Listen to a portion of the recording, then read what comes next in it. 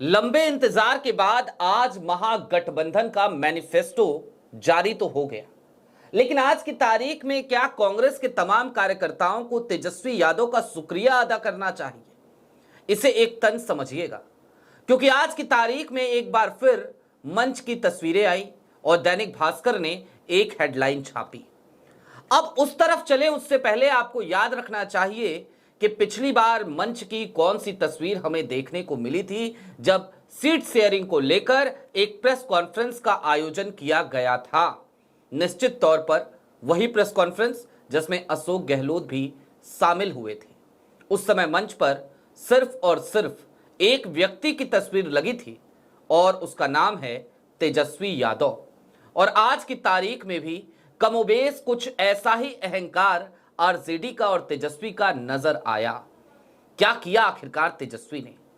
क्या वाकई में आरजेडी आज की तारीख में अपने अहंकार में सब कुछ नेस्तनाबूद करने पर लगी है?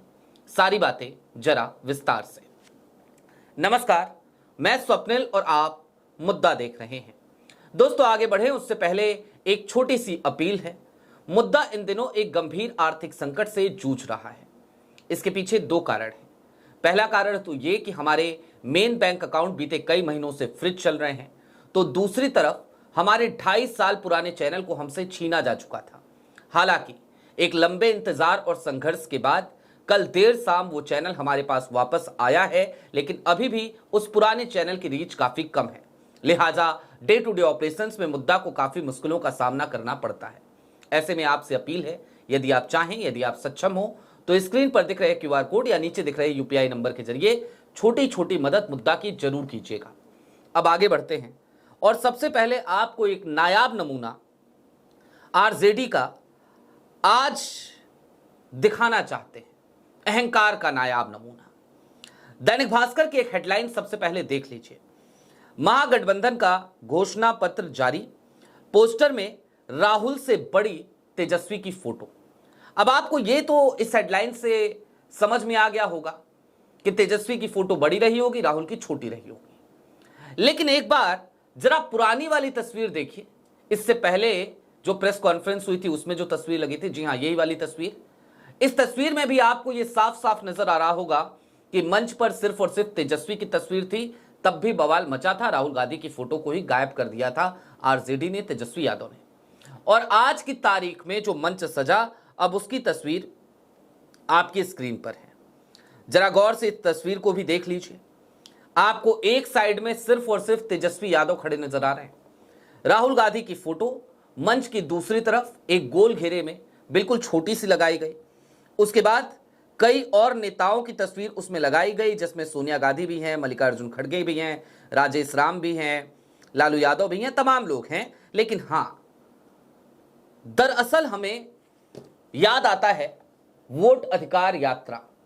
और वोट अधिकार यात्रा जब हमें याद आती है तो हमें वो तमाम मंच नजर आते हैं, हमें कांग्रेस की तरफ से जारी वो तमाम पोस्टर्स नजर आते हैं।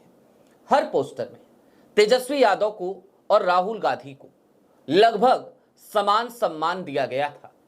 हर पोस्टर में या फिर कि हर कैंपेन में कहीं ना कहीं कांग्रेस तेजस्वी यादव को पूरी तरीके से सम्मानजनक तरीके से पोर्ट्रे कर रही थी। लेकिन आज की तारीख में पहले तो अपनी जिद की वजह से तेजस्वी यादव ने खुद को मुख्यमंत्री का चेहरा घोषित करवाया। इसमें भी कोई आपत्ति किसी को नहीं है। वैसे भी निश्चित तौर पर कांग्रेस ने भले ही अपनी परंपरा तोड़कर आज की तारीख में तेजस्वी यादव को मुख्यमंत्री का चेहरा घोषित कर दिया हो, लेकिन इसकी वजह से एनडीए बैकफुट पर तो गया है। इसे मास्टर स्ट्रोक कहा जा सकता है, ये है भी, क्योंकि नीतीश कुमार को मुख्यमंत्री पद का चेहरा घोषित करने से मोदी जी भी कतरा रहे हैं, शाह साहब भी कतरा रहे हैं, सम्राट चौधरी भी कतरा रहे हैं, पूरी भाजपा कतरा रही है। लेकिन तेजस्वी यादव मुख्यमंत्री चेहरा घोषित किए जा चुके हैं। निश्चित तौर पर उनकी अपनी अहमियत है।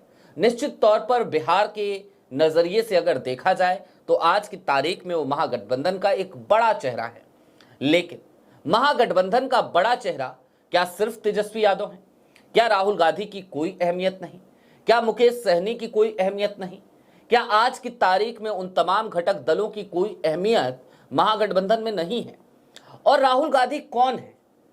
क्या सिर्फ और सिर्फ एक सांसद? नहीं, आज की तारीख में राहुल गांधी कांग्रेस के मात्र सांसद नहीं हैं, बल्कि एक संवैधानिक पोजीशन होल्ड करते हैं। वो देश के नेता प्रतिपक्ष हैं। क्या वोट अधिकार यात्रा के दौरान जब कांग्रेस सड़कों पर उतरी तो वहां पर सिर्फ आरजेडी की भीड़ थी? जवाब है नहीं। राहुल गांधी की जो फैन फॉलोइंग है, राहुल गांधी की जो लोकप्रियता है, वो भी काफी तेजी से देश के कोने कोने में बढ़ी है। वोट चोरी का मुद्दा राहुल गांधी ने ही तो इस देश के कोने कोने तक पहुंचाया है। उसके बावजूद राहुल गांधी की तस्वीरों से इस तरीके से परहेज करना, राहुल गांधी को इस तरीके से बार बार उनका अपमान करना, क्या कांग्रेस कार्यकर्ताओं के गले के नीचे ये बातें उतर सकती हैं? और ये सारी चीजें महागठबंधन के अंदर चल रही हैं।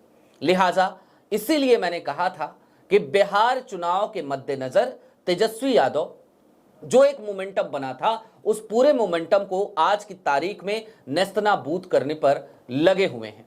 और इसके पीछे अगर कोई सबसे बड़ा कारण है, कोई सबसे बड़ी वजह है, तो वो वजह है तेजस्वी यादव की अपनी महत्वाकांक्षा, तेजस्वी यादव का खुद को बड़ा दिखाने की चाहत, तेजस्वी यादव की अपनी एक अहंकार का उनके भीतर पुट का ज्यादा होना, और कहीं ना कहीं आरजेडी के अड़ियल रवैये का बार बार सामने आना। निश्चित तौर पर आज ये सारी बातें नहीं करनी चाहिए, लेकिन हां, एक सच्चाई तो ये भी है ना कि अगर राजनीति में हम इस तरीके की तस्वीरों को देखते हैं तो सत्ता से तो सवाल हर बार पूछा जाता है, लेकिन विपक्ष को लेकर भी आखिरकार हम इसका विश्लेषण क्यों नहीं करें? करना चाहिए, कर रहे हैं। अब आज की तारीख में अगर दैनिक भास्कर ने यह हेडलाइन छापी तो इसके पीछे की वजह क्या हो सकती है? जाहिर सी बात है, दैनिक भास्कर भी एक ऐसा अखबार है जो खुलकर पत्रकारिता करने के लिए जाना जाता है। वो किसी एजेंडे के तहत ऑपरेट होने वाला संस्थान नहीं है। दैनिक भास्कर पर आज भी लोग भरोसा करते हैं, लेकिन उसी दैनिक भास्कर को आज की तारीख में जब यह हेडलाइन छापनी पड़ती है और इसके पीछे बड़ी वजह आरजेडी होती है, तो निश्चित तौर पर ये तमाम मुद्दे उठते हैं और इन मुद्दों का असर चुनाव के दरमियान भी देखने को मिल सकता है। राहुल गांधी को जहां तो तेजस्वी यादव और आरजेडी यूटिलाइज कर सकते थे, उनकी लोकप्रियता को, जनता के बीच उनके तमाम संदेशों को, वहां पर आज की तारीख में आरजेडी ने खुद को उस मुहाने पर लाकर खड़ा कर दिया है जहां पर कांग्रेस अपने कार्यक्रम, यानी कि खास तौर पर राहुल गांधी के तमाम कार्यक्रम बहुत सोच समझकर बिहार में लगाने पर विचार कर रही है। और ना सिर्फ लगाने पर विचार कर रही है, बल्कि राहुल का तमाम शेड्यूल उन 60 सीटों के इर्द गिर्द ही फोकस किए जाएंगे जहां पर कांग्रेस चुनाव लड़ रही है। राहुल के पहले शेड्यूल ने भी इस बात को रेखांकित कर दिया है कि वो कांग्रेस की दी हुई सीटों पर ही पूरी तरीके से फोकस रहेंगे। शुरुआत भी वो उमेश राम की उस सकरा सीट से कर रहे हैं जो उमेश राम महज 1537 वोटों से 2020 में चुनाव हार गए थे। यानी कि कुल मिलाकर इस बात को आसानी से समझा जा सकता है कि भले ही एनडीए के भीतर एक घमासान मचा हो, नीतीश कुमार की अपनी शर्तें हो, मोदी जी का उन शर्तों की वजह से बैकफुट पर जाते हुए दिखना हो, योगी जी का बिहार में नो एंट्री का साइन बोर्ड लिए खड़े हो जाना हो तमाम जनता दल यूनाइटेड और सहयोगी दलों का योगी जी के लिए, लेकिन उन सब के दरमियान महागठबंधन के भीतर भी ये खामियां तो हैं, ये कमियां तो हैं।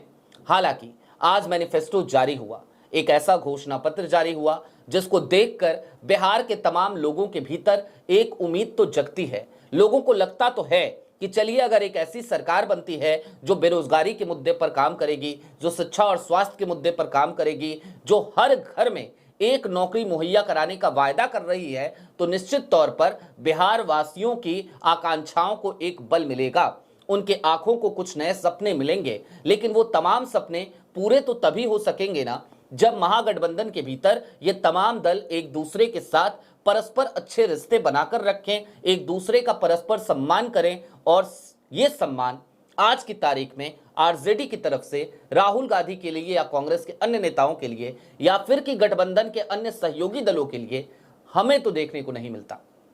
आपकी क्या राय है कमेंट बॉक्स में जरूर बताइएगा। अभी के लिए दीजिए इजाजत। ऐसे ही तमाम अपडेट्स, तमाम डेवलपमेंट्स के लिए जुड़े रहिए मुद्दा के साथ। चलते चलते फिर वही अपील, चैनल पे नए हो तो सब्सक्राइब करते हुए जाइएगा, सक्षम हो तो छोटी छोटी मदद मुद्दा की जरूर कीजिएगा। बहुत शुक्रिया।